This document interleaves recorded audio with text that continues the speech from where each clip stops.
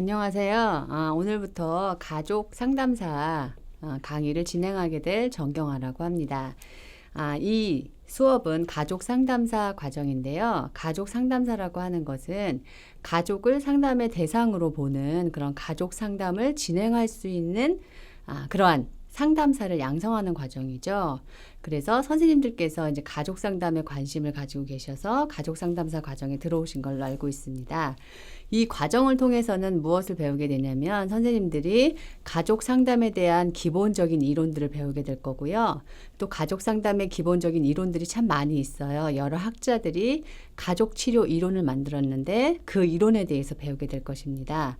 그 이론을 배우면서 이론만 배우면 또 되게 좀 지루할 수도 있고 그렇기 때문에 실제로 사례들을 보면서 그 사례들 속에서 각각의 이론들이 어떻게 가족들을 치료해 가는지를 이 시간을 통해서 한번 살펴보도록 하겠습니다. 오늘은 첫 번째 시간이라서요.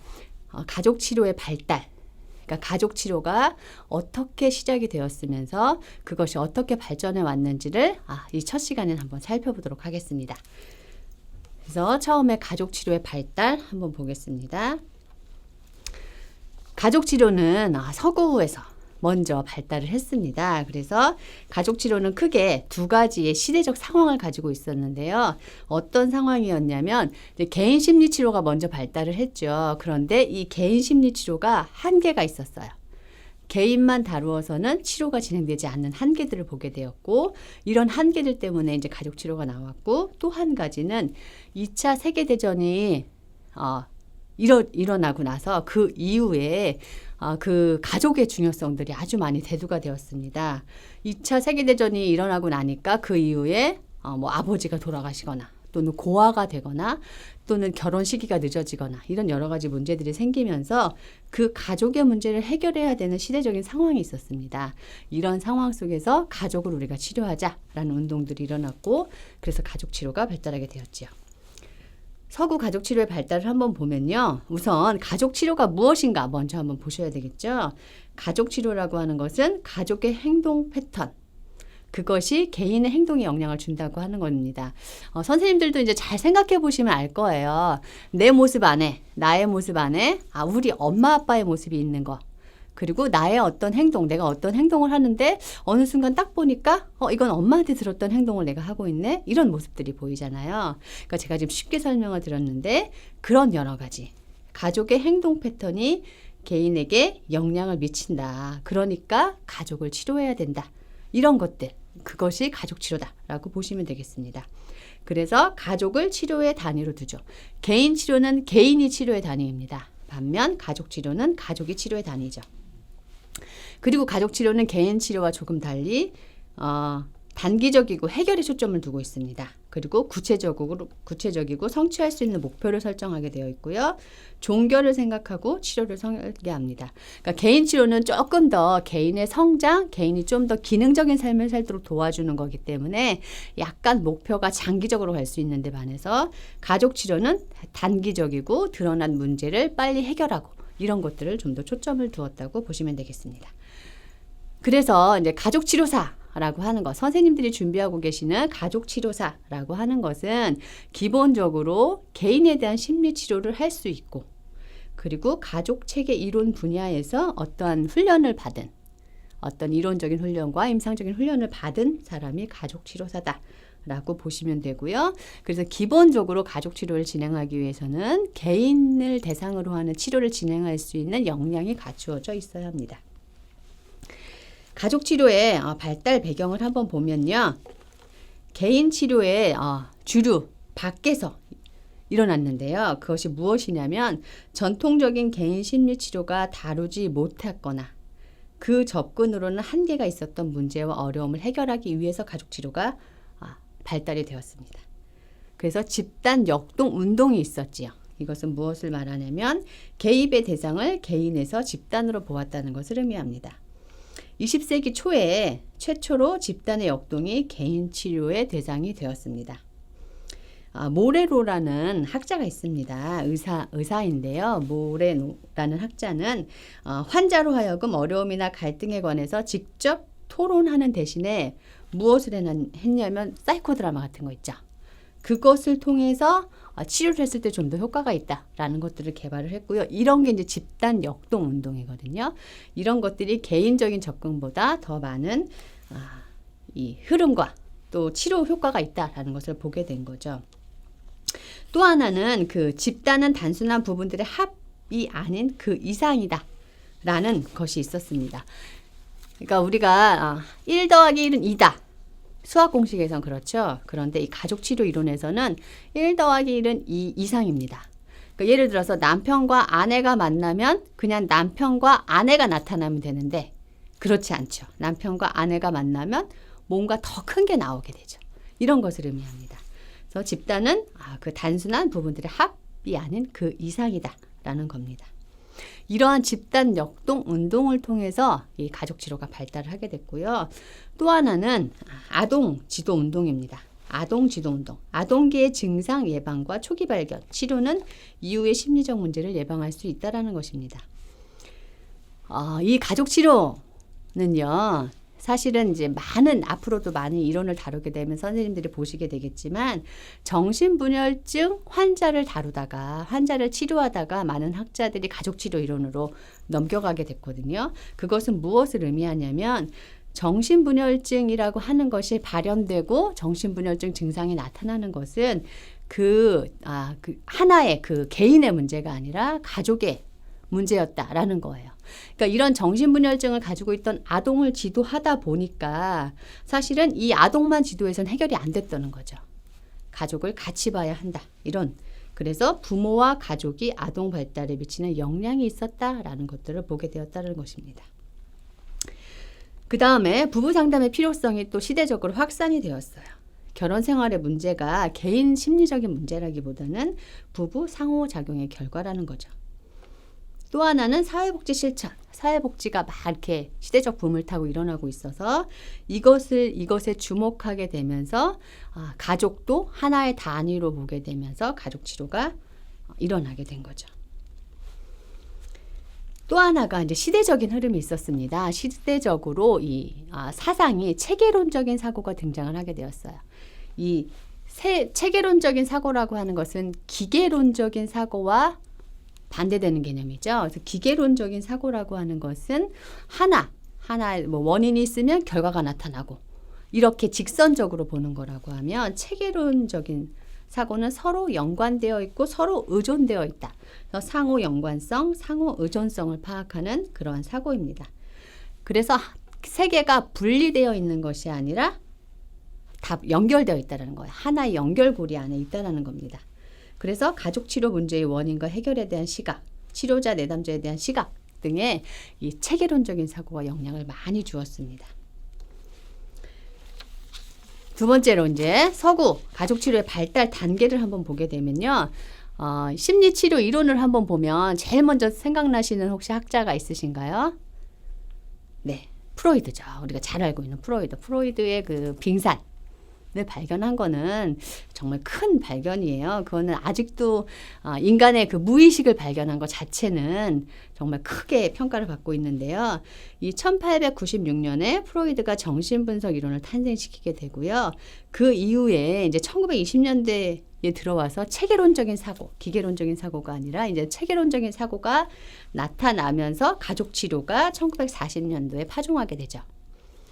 그러고 나서 45년에 2차 세계대전이 있고 나서요.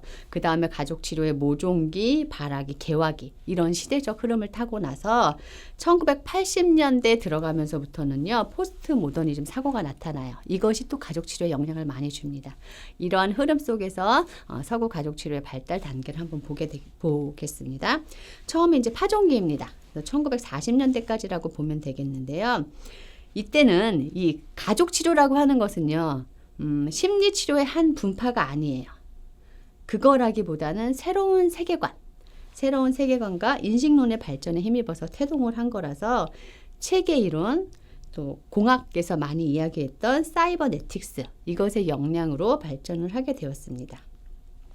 그래서 유기체론 사고에 대한 관심의 필요성이 대두가 되었고, 피드백 기제에 관한 연구를 통해 사람들 간의 상호작용, 관계 패턴, 그러니까 체계론이 서로 상호 연관성이죠. 상호 의존성, 연결되어 있다라는 거죠. 이런 것들을 보는 것. 그래서 그러한 움직임 속에서 가족 치료가 파종을 하게 되었습니다. 그러다가 50년대 들어가면서 이제 모종기에 들어가게 되는데요. 일반 체계 이론과 사이버네틱스의 개념이 행동과학에 적용되기 시작하면서 이때 나타난 것이 이제 2차 세계대전 후 가족생활 안정의 필요성이 대두가 되었던 거죠. 그러니까 세계대전이 이게 종식되고 나서 가족의 스트레스가 증가되고 전쟁으로 인해서 뭐 결혼도 늦게 나타나고 베이비 붐도 나타나고 이런 여러 가지 변화를 경험하면서 가족을 안정시켜야 하는 이런 필요성이 대두가 되었습니다. 사실은 이 2차 세계대전은요, 많은 다른 분야에도 영향을 미쳤지만 이 상담학과 심리학 분야에도 영향을 많이 미쳤습니다. 그래서 이 2차 세계대전 이후로 사실은 개인 심리 치료, 임상 심리 이런 쪽에서도 많은 발달을 이루었거든요. 그와 마찬가지로 가족 치료에서도 이 2차 세계대전이라고 하는 것, 이것이 많은 영향을 미쳤습니다. 그리고 또 하나가 계속적으로 말씀드렸던 것처럼 정신분열증 가족을 한번 연구를 해봤더니 가족 내에서 발생한 어떠한 대인적, 관계적 현상, 이것이 정신분열증 발생에 영향을 많이 미쳤다라는 것들을 보게 된 거지요. 이거는 이제 많은 학자들이 정신분열증 환자를 연구하다가 발견을 하게 된 겁니다. 그래서 보웬이라는 학자는 정신분열증 환자 가족과 일반 가족의 차이가 있음을 봤어요. 그거는 환자와 어머니가 어떠한 밀착된 애착관계를 형성하는 것을 본 거죠. 그것이 정신분열증 발현에 많은 영향을 미쳤다. 어떠한 관계가 미친 거죠. 이런 것들을 많이 발견을 하게 되었고, 이런 것들이 이제 가족 치료가 모종기에 접어들게 한 거죠. 그 다음 이제 발화기에 접어들어서요. 1960년대가 되는데 이때는 가족 치료가 이제 발화를 한 거죠. 그래서 독립된 전문 분야로 자리 잡기 시작한 시기입니다. 그래서 이때 가족 치료 모델들이 많이 나타났어요. 그래서 이 정신분석 이론에서 많이 이제 뭐 연구를 했던 학자들이 각자 나름대로의 자기만의 가족 치료 모델, 이론들을 개발을 하게 된 거죠. 저희가 이때 개발된 많은 이론들을 이제 나중에 공부를 하게 될 것입니다. 그래서 이때 나왔던 것이 미국 서부의 정신건강연구소라는 이 연구소, MRI거든요. 이 연구소에서 많은 학자들이 연구를 했어요. 잭슨, 헤일리, 사티어. 이 학자들이 여기서 연구를 시작했지만 나중에 각자 하나하나의 자기만의 이론을 개발하게 됩니다. 사티어는 나중에 경험적 가족치료를, 헤일리는 전략적 가족치료, 이렇게 자기만의 그 이론들을 또 나타내게 되고요. 이게 미국 서부에서는 MRI가 있었다고 한다면 미국 동부에서는 아동지도 클리닉이라는 곳이 있었는데요. 거기에서 이 미누친이 활동을 하면서, 미누친은 이제 빈민가의 청소년들을 대상으로 치료를 진행하다가 이 아동들만 치료해서는 치료가 안 되는구나. 아동을 치료해서 가정에 돌려보냈더니 이 아이가 다시 문제가 생기는 거예요. 그러니까 이 아동만 치료해서는 안 되는구나. 이 가족을 돌봐야 되겠구나 라고 보면서 구조적 가족 치료라는 이론을 만들게 되죠. 이렇게 많은 이론들이 이 60년도에 미국 서부의 뭐 MRI나 또는 동부의 아동지도 클리닉, 거기서 연구했던 많은 학자들이 이 연구를 토대로 자기만의 그 이론들을 개발하게 되는 겁니다. 그 다음 이제 개화기를 맞이하게 됩니다. 개화기는 가족치료 선구자들이 발전시킨 이론적 모델이 더욱 분명하게 이렇게 딱 경계가 지어진 거죠.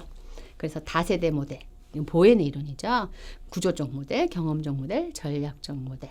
이 모델들은 이제 앞으로 계속 배우게 될 거예요. 이 이론들이 나오게 됩니다.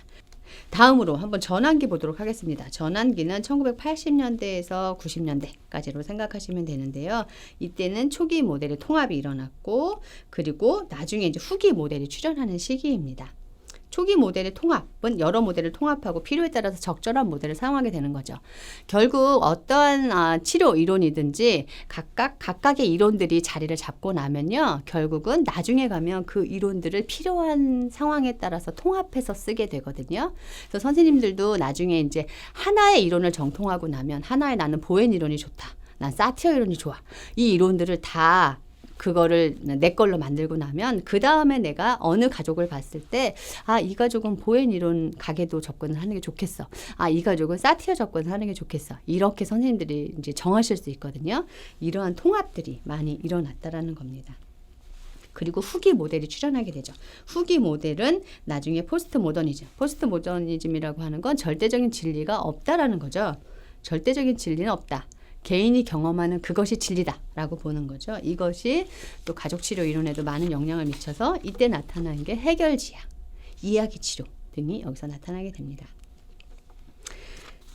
그 다음에 우리 가족치료의 여러 모델을 잠깐 한번 살펴보고 넘어가도록 하겠습니다. 이 이론들은 나중 시간에 하나하나 이론을 자세히 다루게 될 건데요. 여기에서 그 대략적인 개관을 한번 보도록 할게요. 처음에 다세대 모델은 보웬이라는 학자가 만든 거고요. 여기에서는 개인의 정신내적 과정, 대인관계 양식이 저 할아버지로부터 아버지, 나, 내 아이로까지 이렇게 흘러간다는 이야기예요. 그래서 이것이 이게 다세대로 전수된다. 그래서 다세대 모델입니다. 그 다음에 경험적 모델이라고 하는 것은 대표 인물이 많이 들어보셨을 거예요. 사티어 많이 들어보셨죠? 사티어가 여기에 등장하고요. 또 다른 또 유명한 학자가 있는데 위터커 뭐 이런 학자들도 있습니다. 그래서 경험적 모델이라고 하는 것의 핵심은 현재 여기서 경험하고 있는 것을 중시하는 거예요. 이 경험적 모델이라는 이 단어에서 표현해주고 있는 것처럼 현재 내가 여기서 무엇을 경험하느냐 이 경험 자체가 치료가 일어나게 한다. 이게 핵심입니다. 그래서 이 사티어 이론을 경험적 모델이라고 제목 자체가 이 이론의 이름 자체가 이렇게 이루어지고 있는 거죠. 그래서 이 경험적 모델에서는 이제 많은 뭐 치료 기법들이 나오는데 여기서 많이 쓰이고 있는 것이 가족 조각이라는 이 치료 기법을 쓰게 되고요. 선생님들도 어디선가 아마 보셨을 수도 있을 것 같습니다. 이런 치료 기법들이 있습니다. 그 다음은 구조적 모델입니다. 구조적 모델은 구조를 갖추는 거예요. 구조. 그러니까 가족의 구조를 기능적으로 하는 게 핵심이에요. 대표적인 학자가 미누친이죠. 그래서 가족의 구조를 맞춘다고 하는 것은 무엇을 의미하냐면 부모가 제일 권위가 있어야 되는 거예요. 그 다음에 자녀가 있어야 되고 그 다음에 형제자매가 이 위치가 있어야 되는 거예요. 이게 막 어느 가정은 뭐 아들이 가장 위야 우리 가정에서 얘 말이 다 뭐 뭘 잡고 있어 이러면 이제 이것이 역기능이거든요. 그것을 바로 세우자. 그래서 이 치료 이론의 이름이 구조적 모델이 됩니다. 그래서 가족의 구조를 기능적으로 만든다라고 생각하시면 되겠습니다. 그 다음에 전략적 모델이 있습니다. 전략적 모델은 이 이론의 이름 자체에서 이야기하고 있는 것처럼 전략을 강조하고 있는 거예요. 그래서 전략적 모델에서는 정말 다양한 전략들이 활용이 됩니다. 기법들이 많이 활용이 돼요. 뭐 역설적인 기법. 이런 기법들이 많이 활용이 돼서 참 전략적 모델을 하다 보면 참 재밌는 것들이 많다. 그래서 역설적인 기법이라고 하는 것은 어떤 사람 부부가 계속 싸워요. 너무 싸우는 게 문제야. 그럼 이제 대부분의 치료 방향은 싸우지 마세요. 싸우는 거 대신에 서로 칭찬을 하세요. 이렇게 치료 기법이 가잖아요. 근데 만약에 역설적 기법을 쓴다라고 하면은 싸우라고 하는 거예요. 자, 정해진 시간에 계속 싸우기만 하세요. 라고 주는 거죠. 그런 것들을 통해서 자기를 통찰하고 돌이키게 하는 이 모델이 전략적 모델입니다. 이런 다양한 기법들을 통해서 진행하는 모델입니다. 그 다음에 이제 후기 모델에 가서는 해결 중심 이야기 치료. 이것도 많이 들어보셨죠. 이야기 치료는 요즘에 많이 드러나고 있기 때문에 아실 텐데 해결 중심 모델은 이 이름에서 말하고 있는 이 이론에 여기서 말하고 있는 것처럼 해결에 중심을 두는 모델이에요. 그러니까 뭐 과거를 살펴본다거나 문제의 원인을 살펴본다거나 이런 데 별로 관심이 없어요. 그것보다는 문제가 이거야? 어떻게 해결할까? 문제가 이거야? 빨리 해결하자. 단기 해결 중심 단기 치료라고 하거든요. 빨리 이 문제를 보고 문제를 해결하는 거. 이거에 초점을 두는 것이 이제 해결 중심 모델이고요. 이 대표적인 학자가 드세이저와 버그인데요. 버그는 이제 우리나라 분이에요. 그래서 두 분이 결혼을 하신 거죠. 버그는 김인수 선생님이라고 하시는데 이분이 이제 이 드세이저 박사님과 같이 결혼을 하면서 해결 중심 모델을 더욱더 우리나라에 많이 이제 이론을 정착화시키셨죠. 그 다음에 이제 이야기 치료입니다. 이야기 치료라고 하는 것은 뭔가 이론 자체를 잘 펼쳐나가는 거예요. 그러니까 어떤 사람이 자기만의 이렇게 삶의 스토리를 이렇게 가지고 있잖아요. 스토리를. 그 스토리를 재구조화시키는 것이 이야기 치료라고 생각하시면 됩니다.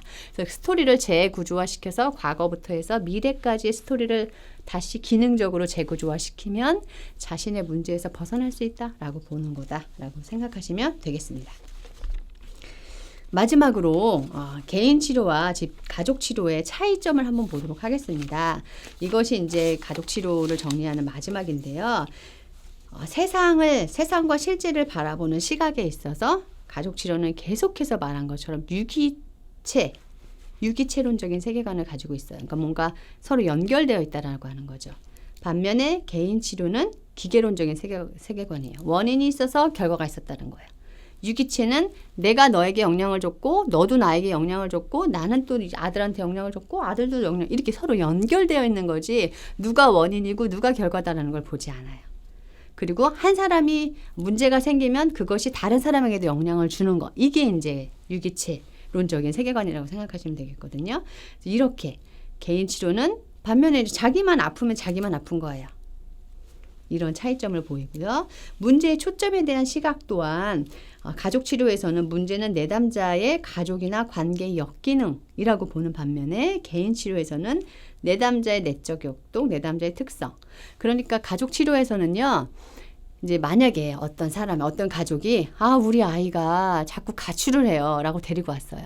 그럼 개인 치료에서는 어떻게 접근해요? 이 가출하는 아이를 데리고 와서 너 왜 가출하니? 뭐가 마음에 안 드니? 어떻게 도와줄까? 이렇게 접근을 한다고 하면 가족 치료에서는 이 아이가 가출하게 한 원인이 가족의 역동 안에 있다는 거예요. 이 가족을 다 같이 치료의 대상으로 보지 얘가 문제다라고 보지 않아요. 가족 치료는 이 한 사람, 이 아들이 문제다, 이 딸이 문제다, 엄마가 문제다, 아빠가 문제다 이렇게 보지 않아요. 개인 치료는 이 엄마가 문제니까 엄마를 싹 빼와서 엄마를 치료하죠. 가족 치료는 그렇지 않습니다. 가족을 같이 봐서 이 아이가 가출할 수밖에 없었던 어떤 흐름이 가족 안에 있는 거예요. 그러니까 치료 대상이 뭐예요? 이 가족이에요. 그래서 얘를 너가 문제야 라고 지목하지 않아요. 그래서 문제의 초점에 대한 시각이 다릅니다. 내담자에 대한 시각. 가족 치료는 내담자를 능동적으로 봐요. 상당히 자기 문제를 해결할 수 있는 존재로 보는 반면 개인 치료는 약간 수동적인 존재로 보게 됩니다. 인과관계, 계속적으로 말씀드렸던 것처럼 순환적이고 획기적인 인과관계. 개인 치료는 선형적인 인과관계, 원인 있고 결과 있고 원인 있고 결과 있고 이렇게 본다고 보시면 되고요. 그 다음에 문제의 진단과 해결 과정에 있어서도 문제를 객관적인 잣대로 정확하게 진단하지 않아요. 반면에 개인 치료는 아주 정확하게 진단을 하죠. 왜냐하면 원인을 찾아서 결과를 보는 거죠. 이렇게 볼 때 약간 느끼셨는지 잘 모르겠어요. 가족 치료는요. 약간 동양 사상과 비슷합니다. 반면에 개인 치료는 서양 사상과 좀 비슷해요. 그래서 상당히 개인 중심적이고 문제가 생겼어. 너 이리 와. 너 치료할게요. 다시 넣어줄게. 이렇게 가는 반면 가족 치료는 문제가 있네. 이 집단을 전체적으로 한번 봐야겠다. 이렇게 접근한다고 보시면 되겠습니다. 이렇게 해서 이번 시간에는 선생님들이 가족 치료가 무엇이고 어떻게 발전을 했으며 또 대표적인 가족치료 모델들이 어떤 게 있고 그래서 이 가족치료와 개인치료의 차이점이 어떤 게 있는지를 전체적으로 한번 살펴보았습니다. 수고하셨습니다.